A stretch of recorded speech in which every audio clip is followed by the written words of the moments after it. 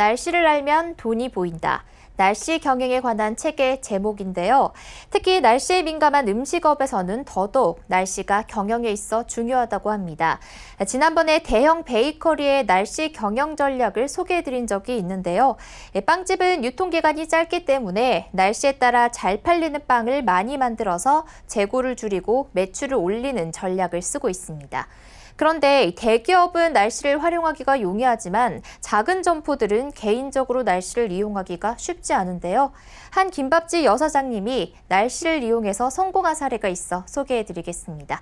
방기성 K웨더 예보센터장 나와 계십니다. 안녕하세요. 네, 안녕하세요.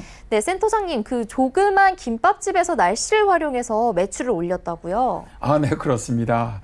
한 10여 년 전이었죠. 대전에 아주 조그만 한 김밥집 여사장이 날씨를 이용한 전략으로 점포당 당시 월 150만 원가량의 매출 상승 효과를 본 사례가 있습니다. 이 김밥은요, 빵보다 더 재고에 민감합니다.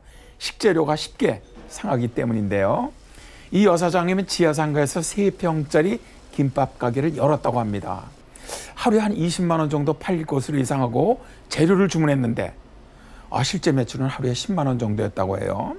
이게 정말 이제 가게 문을 닫아야 하는 것이 아닌가 아주 매우 고민하던 여사장님은 날씨 정보를 이용해서 김밥 장사를 하기로 결정했다고 합니다. 네, 김밥 가게 사장님이 날씨를 어떻게 활용을 했는지가 정말 궁금한데요. 이제 먼저 여사장님은 날씨 정보를 파악을 해서 재료를 주문하기 시작을 했습니다. 그러니까 날씨에 따른 다양한 김밥을 만들기 시작했다는 건데요. 여사장님의 말에 따르면 김밥이 가장 잘 팔리는 온도는 15도라고 합니다. 나들이를 하기 좋은 신선한 날씨에 가장 많이 팔린다는 건데요. 그런데 이 날씨만 있는 것이 아니라 무더운 날도 있고 비 오는 날도 있고 황사가 불기도 하고 날씨는 매일 달라지지 않습니까? 그래서 여사장님은 더운 날, 비 오는 날, 황사철 등 날씨에 따라 재료를 바꿔가면서 김밥을 만들었다고 합니다. 네, 특히 더운 날에는 김밥이 상하기도 쉬운데요. 그런 날에는 어떤 전략을 쓴 걸까요? 그렇죠. 기온이 높이 오른 아주 더운 날에 가장 잘 상하는 것이 시금치라고 합니다. 그러니까 기상예보에서 오늘 덥다 이렇게 예측이 되면은 시금치를 사용하지 않고 오이나 부추를 대신 사용했다고 하고요. 또 항균 성분의 매실, 원액과 과일 식초를 첨가해서 김밥을 만들었다고 합니다. 이렇게 하면요, 더운 날에도 쉽게 상하지 않고 고객들이 입맛이 돌아나온다고 아주 매우 좋아했다고 합니다. 만일 비가 오는 날이라면 기름기 있는 김밥인 참치김밥과 치즈김밥을 많이 만들었고요. 황사철에는 족발김밥 재료를 더 많이 준비했다고 해요. 이렇게 날씨에 따라서 재료 구매에 달리해가면서 만들다 보니까 재고는 거의 없고 수익이 아주 크게 늘어났다고 합니다. 네, 또 궁금한 점은 김밥은 주말에 단체 주문도 많을 것 같은데요. 주말 날씨는 어떻게 활용을 했을까요? 그렇죠.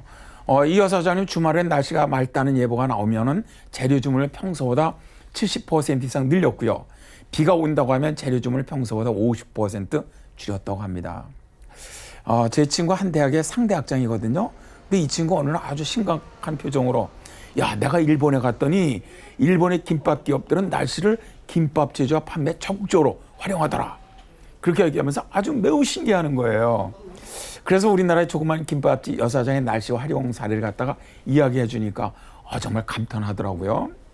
이 여사장님의 김밥 가게는 날씨 정보를 이용해서 경영을 해서 매출액이 3배로 늘어나고요. 또 2호점을 냈다고 합니다. 날씨와 별 관계가 없어 보이는 세계 적십자 기구도 날씨를 경영에 잘 이용하면 15배 이익이 있다는 공식 견해를 밝히기도 했습니다. 자, 대기업이든 조그만 개인 기업이든 날씨를 좀 경영에 적극적으로 활용해 보시면 어떨까요? 네, 자영업자도 활용이 가능한 날씨 경영의 중요성에 대해 알아봤습니다. 센터장님 감사합니다. 네, 고맙습니다.